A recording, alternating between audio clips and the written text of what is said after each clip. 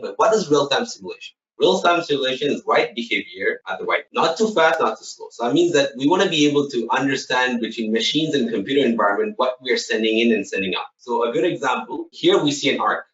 So if you want to be able to detect an arc, we want to make sure that in a physical world, we're able to react in real time.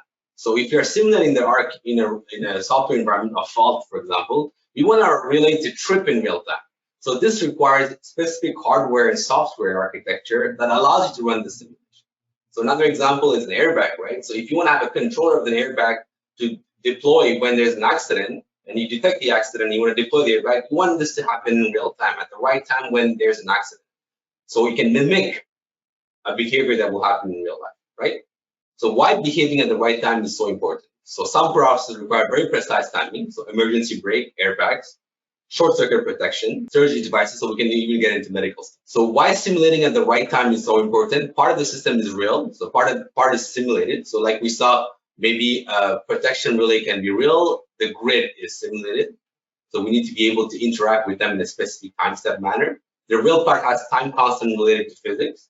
The simulated part needs to behave at the same speed as the real one. So this is very important. To remain synchronized and as opposed to possible to realize, not too fast, not too slow. We have a controller, we wanted to talk to the model in a proper time step manner, be able to send the signal, receive the signal, assess the entire full loop in one time step.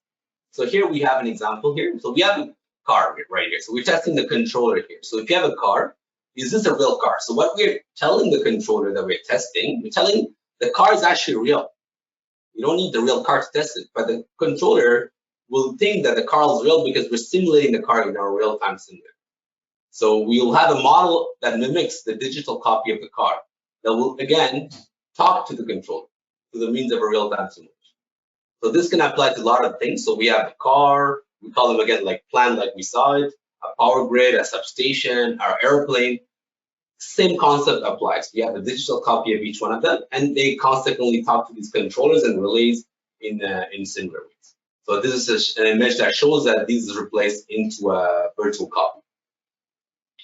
So what we have, we have to replace a physical test bench by a flexible, recoverable real-time simulation test bench. So this is what it looks like. So we have a complex system here, and it can be replaced by a real-time simulator with different mapping boxes to represent different wiring components and loads and so on. So real-time simulation. So we have different simulator that provides the solution, right? So we have to have high-end computers which are optimized to be able to run these type of big machines or big models, to be able to compute them in parallel computing manner. So this is where our hardware comes in. So we have these scalable hardware platform that goes from a small compact simulator to large integrated test bench for aerospace type of application, right? So all this is embedded into a software toolbox, which allows you to simulate landing gear scenarios, power system grid, multiple cores, and different type of application related. So customer can come and do their controller testing with us and so on. So this is kind of the structure of how real-time simulation is configured.